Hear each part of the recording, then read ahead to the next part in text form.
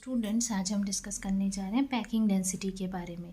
जो packing density होता है वो होता है रेशियो किसका, टोटल वॉल्यूम ऑफ एटम्स या मॉलिक्यूल्स यूनिट सेल में, atoms in unit cell upon volume of one unit cell.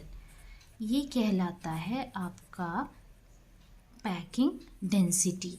और ये जो पैकिंग डेंसिटी होता है ये अलग अलग लैटिस के लिए अलग अलग होता है। सबसे पहले हम सिंपल क्यूबिक लैटिस के लिए निकालेंगे पैकिंग डेंसिटी। तो सिंपल क्यूबिक लैटिस में जो नंबर ऑफ लैटिस पॉइंट्स होते हैं पर यूनिट सेल, ये हम ऑलरेडी निकाल चुके हैं, आप चाहें तो देख सकते हैं। Number of lattice points per unit cell n is equals to 1 होता है। ठीक है, अब मान लीजिए यहाँ पे अगर हमने लिया है r किसी एटम का रेडियस, ठीक, तो फिर जो टोटल वॉल्यूम होगा, total volume v is equals to होगा 1 इंटू 4/3 पाई आर क्यूब के बराबर। ठीक है, या फिर 4/3 पाई आर क्यूब के बराबर। वैसे आइडियल सॉलिड में हम ये एज्यूम करते हैं कि किसी क्रिस्टल में दो नियरेस्ट एटम जो हैं वो एक दूसरे को टच करते हैं। ठीक है, तो ये एक दूसरे को टच करते हैं और जो कुछ इस तरीके से, तो साइड जो है यूनिट सेल का, साइड क्या हो जाएगा, ये हो गया एक आपका यूनिट सेल। फिर फिर इसका साइड कितना हो जाएगा, इस a के बराबर, और ये a हो जाएगा 2r के बराबर। तो a is equals to 2r यहाँ पे लिख सकते हैं। वॉल्यूम ऑफ यूनिट सेल जो है v वो हो जाएगा a cube which is equals to 2r का होल क्यूब यानी 8r क्यूब। तो पैकिंग डेंसिटी आपकी हो जाएगी small v upon capital V which is equals to 4/3 pi r cube upon 8r cube. तो ये वैल्यू आपकी आ जाएगी π/6 के बराबर, और इसको कैलकुलेट करने से आता है 0.52 के आसपास। कुछ इस तरीके से हम निकालेंगे सिंपल क्यूबिक। वैसे ही फेस सेंटर्ड के लिए निकालेंगे। तो फेस सेंटर्ड के लिए क्या हो जाएगा, फिर हम लोग देखेंगे कि कैसे यहाँ पे जो लैटिस पॉइंट्स हैं वो कैसे डिवाइडेड रहते हैं। तो ये कुछ इस तरीके से डिवाइडेड रहते हैं फेस सेंटर्ड में। ओ ऐसा नहीं, ये ना कुछ इस तरीके से रहते हैं।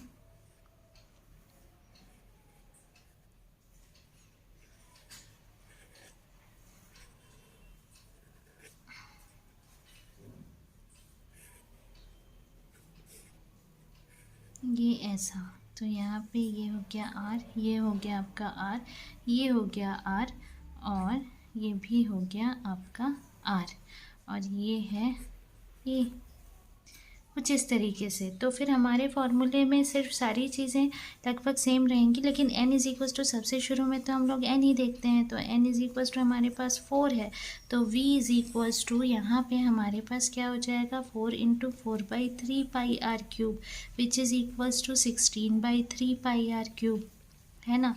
और a इज़ इक्वल्स टू हो जाएगा यहाँ पे, क्योंकि 4r/√2 क्यों हुआ ऐसे, क्योंकि यहाँ पे जो रेडियस निकालेंगे r is equals to a√2 आ जाएगा।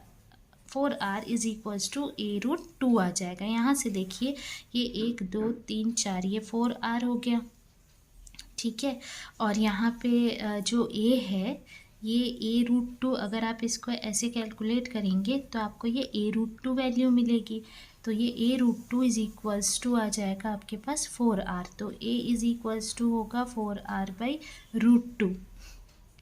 ठीक, तो यहाँ पे या फिर इसको हम लोग लिख सकते हैं 2√2r।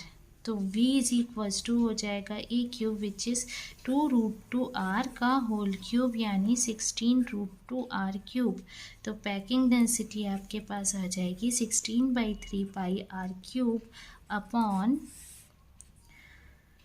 16√2r cube which is equals to π/3√2, और कैलकुलेट करने पे ये मिलता है 0.74 के आसपास।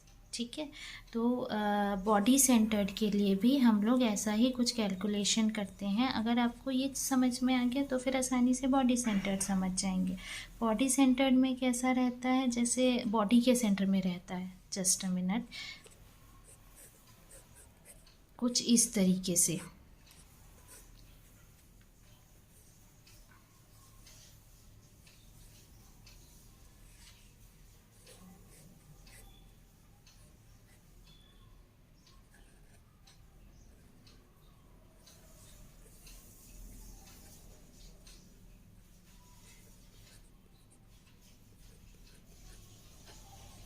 ठीक है, तो उसके लिए भी जैसा हमने निकाला था a√2, a is equals to 2√2r, या a√2 निकाला था 4r की वैल्यू, तो a को ऐसा a की वैल्यू यहाँ से निकाल करके हम लोग आसानी से निकाल सकते हैं ऐसे।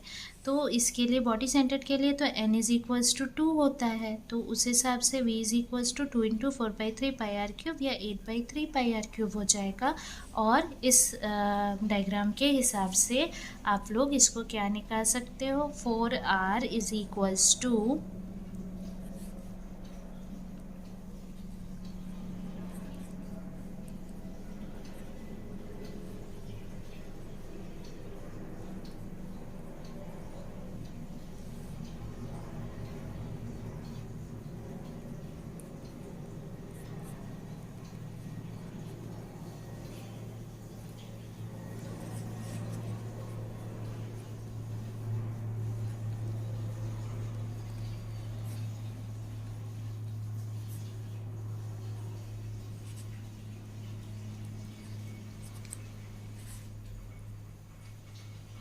ठीक है, π√3/8 कुछ इस तरीके से कैलकुलेट करने से ये आता है 0.68। तो आज के लिए इतना ही। वीडियो पसंद आए तो शेयर लाइक सब्सक्राइब करना ना भूलें। कोई डाउट है से कमेंट सेक्शन में पूछ सकते हैं। Thank you.